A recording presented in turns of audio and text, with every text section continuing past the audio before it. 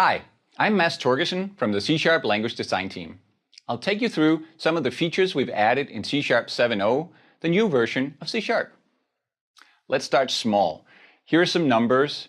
Just like we let you write numeric literals in decimal or hexadecimal notation, we now have binary literals. They look like this: 0b followed by the ones and zeros that make up your binary number.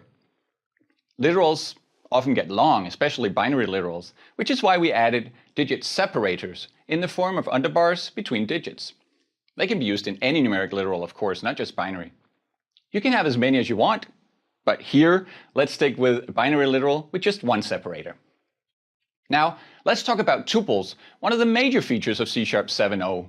Let's say we want to write a tally function to compute the sum and the count of the numbers we give it. We want it to have two results. Using tuples, you can declare tally like this. Look at the return type. It's a tuple type, with in this case two other types in parentheses. That can be more than two if you like. The type represents the value that holds two ints. Let's start with a dummy implementation of the method. Here I create a tuple value using a tuple literal. It consists of two zeros, again in parentheses, which we promptly return. In a little bit, we'll implement the method for real. For now, let's go back to the caller of tally and look at the different ways you can consume a tuple.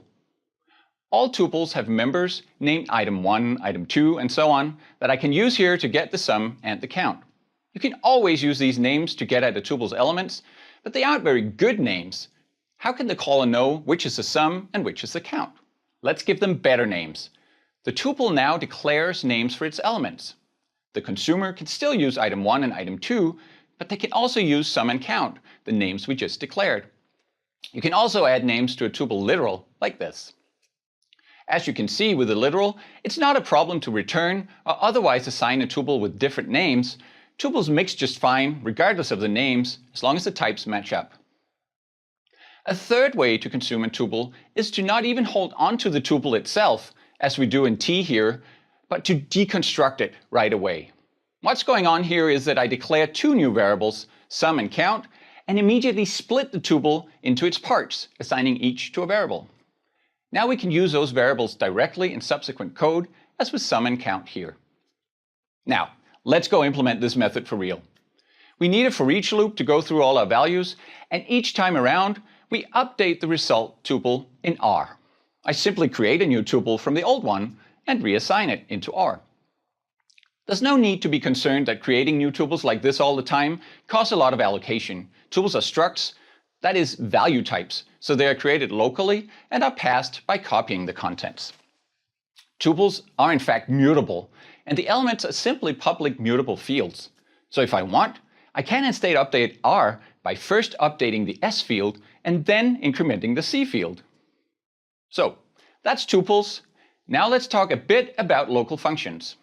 Say that I want to abstract out the way I add to R into an add method, but I want it to be able to modify R directly. I can now do that by declaring add inside of the tally method. This is called a local function. It has access to all the local variables of the enclosing scope, but can itself only be used inside the scope it is declared in. Finally, let's look at pattern matching. Patterns are a new kind of construct in C# that can be used to test values in various ways.